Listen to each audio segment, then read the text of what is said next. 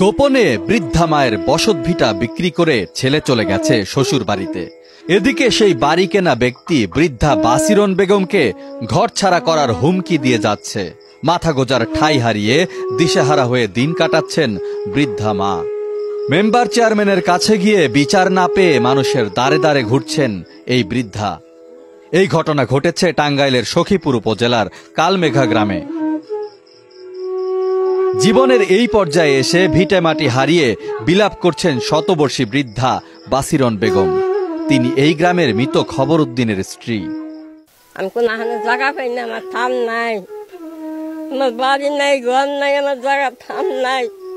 আমি কোথায় থাকি এই বলে আমি ভিক্ষা করে পাচ্ছি। জমি উদ্ধার করতে বাসিরন বেগম স্থানীয় ইউনিয়ন পরিষদের চেয়ারম্যান, ইউপি সদস্য সহ মাতব্বরদের দাঁড়ে দাঁড়ে ঘুরেছেন, কিন্তু একরোখা ছেলে বাসেদ মিয়া ও ক্রেতা আব্দুল গফুর মিয়া বিচার সালিশের ধারে কাছেই ঘেঁষছেন না। এখন তো আসলে এর অবস্থা পোলা ই করার পরে জায়গা বেঁচে এখন এর কোনো আস্তই নেই। এই যে এর পোলা এর বুধ দিয়ে পরে যে নারাই করে পরে যে জমিন এর কাছে বেঁচে গেছে, এ হইলো অন্য তালের মানুষ।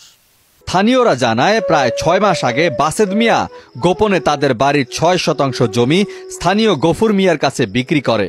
ক্রেতা গফুর মিয়ার কাজই হলো বিরোধপূর্ণ জমি কিনে নিজের দখলে নেয়া। তার বড় ছেলে এই বাড়িটি ওনাকে না জানিয়ে বিক্রি করে দেয় পার্শ্ববর্তী গফুরের কাছে। এই গফুর এই সংসারটাকে তছনছ করার জন্য সে শুধু এটা নয়, বিভিন্ন সময়ে সে মানুষের ক্ষতি সাধন করে থাকে।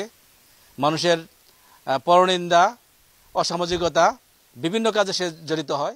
এ বিষয়ে গ্রাম আদালত অভিযুক্ত বাসেদকে 3 দফা নোটিশ দেয়। দ্বিতীয় নোটিশে বাসেদ ইউনিয়ন পরিষদে হাজির হয়ে মায়ের নামে জমি বিক্রির বিষয়টি স্বীকারও করে। তবে জমির ক্রেতা গফুর মিয়াকে নিয়ে মীমাংসা করতে আর হাজির হননি গ্রাম আদালতে। পরে গ্রাম আদালত বৃদ্ধার পক্ষে একটি প্রতিবেদন দিয়েছে। অন্যের বাড়ি বাড়ি ভিক্ষা করে যে ছেলেকে বড় করেছেন, সেই ছেলে শেষ বয়সে তাকে ভিটা ছাড়া করেছে। সরকারের কাছে এর ন্যায় বিচার চান বাসিরন। 20 ফের মূল্যে মানুষ করবো যে বেশি খারাপ চাল, ফার্স্ট মূল্যে মানুষ করবো যে বেশি কমি না চাল। বাবা আমি এখন কোন পথে জন্ম আমার দেখাই দাও। আলিয়াতের বিচার দাম ফেরা যে ফেলে শুক্র বিচার হয়, এই দামের কাছে চাই। এ বিষয়ে বহরিয়া ইউনিয়ন পরিষদের চেয়ারম্যান সরকার নূরে আলম মুক্তাও বলেছেন, জমিটুকুর মালিক বৃদ্ধা বাসিরন। ওনার স্বামীর জায়গায় 2 ছেলে থাকতো, উনি থাকতো ওনার জায়গার উপরেই। জায়গাটা ওনার নামে একটা কাগজ আছে। পরবর্তীতে ওই বড় ছেলেটা ওইখানে জায়গাটা বিক্রি করে, রাতের অন্ধকারে জায়গাটা বিক্রি করে এমন একজন মানুষের কাছে জায়গাটা বিক্রি করছে, সে একটু দুর্দর্শ প্রকৃতির।